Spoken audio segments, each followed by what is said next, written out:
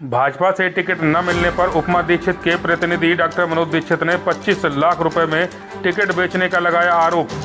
भोगांव नगर पंचायत से अध्यक्ष पद के लिए भारतीय जनता पार्टी से टिकट के लिए कुल 6 लोगों ने अपनी अपनी दावेदारी पेश की थी, जिसमें पूर्व चेयरमैन उपमा दीक्षित पत्नी डॉक्टर मनोज दीक्षित, राधना दुबे पत्नी शिव कुमार दुबे, नेहा तिवारी पत्नी आशीष तिवारी, दीक्षा गुप्ता पत्नी सचिन गुप्ता, विनीता गुप्ता पत्नी अस्तेंद्र गुप्ता, मंजू पांडे पत्नी पंकज पांडे ने बीजेपी से टिकट के लिए अपनी अपनी दावेदारी पेश की थी।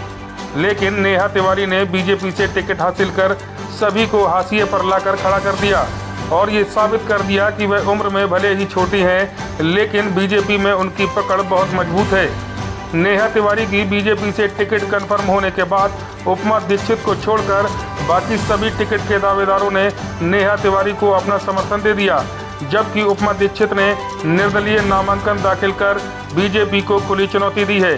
आपको बता दें कि उपमा दीक्षित के प्रतिनिधि एवं पति डॉक्टर मनोज दीक्षित ने टिकट वितरण से पूर्व ही ये क्लियर कर दिया था कि अगर बीजेपी से उन्हें टिकट नहीं मिली तो वह अपना निर्दलीय नामांकन चुनाव लड़ेंगे। सोमवार को नामांकन के अंतिम दिन उपमा दीक्षित ने निर्दलीय अपना नामांकन दाखिल किया। नामांकन दाखिल करने के बाद उपमा दीक्षित के पति एवं प्रतिनिधि डॉक्टर मनोज दीक्षित ने मीडिया को दिए इंटरव्यू में बीजेपी पर टिकट वितरण किए जाने को लेकर गंभीर आरोप लगाए हैं। उन्होंने कहा कि भोगांव नगर पंचायत अध्यक्ष पद के लिए बीजेपी का टिकट 25 लाख रुपए में बेचा गया है। आगे और क्या कुछ कहा आप भी सुनिए। सर, आज जो नामांकन किया है आपने किस पार्टी से किया है? निर्दलीय किया है? निर्दलीय किया है। बीजेपी के आप सक्रिय सदस्य रहे हैं, टिकट नहीं हुई है, इसको लेकर क्या कहेंगे? देखिए, ये चुनाव जो लोकल चुनाव है और इसमें चेहरे पर चुनाव होता है, इसमें टिकट का कोई महत्व नहीं है। लोग चेहरा देखकर वोट देंगे।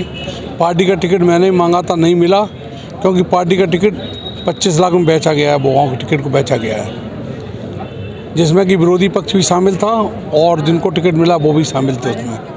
क्या बीजेपी के विरोध में आप चुनाव लड़ेंगे? मैं किसी के विरोध में चुनाव नहीं लड़ रहा हूँ, केवल जीतने के लिए चुनाव लड़ रहा हूँ। मेरा किसी से विरोध नहीं है। मैं केवल जीतने के लिए विकास के मुद्दे पर चुनाव लड़ रहा हूँ। विकास पहले भी किया 2006 से लेकर 2011 तक, और फिर 10 साल जो बीच में रहे उसमें विकास अवरुद्ध रहा।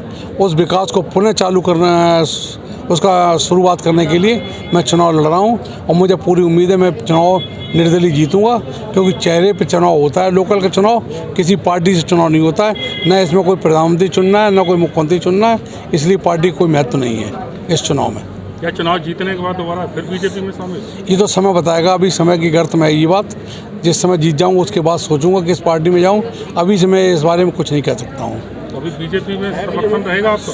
नहीं, बीजेपी में क्यों समर्थन रहेगा जब हम खुद चुनाव लड़ रहे हैं। बीजेपी कैंडिडेट बीजेपी के सिंबल पर लड़ रहा है, हम निर्दलीय चुनाव लड़ रहे हैं, तो बीजेपी से हमारा इस समय कोई मतलब ही नहीं है।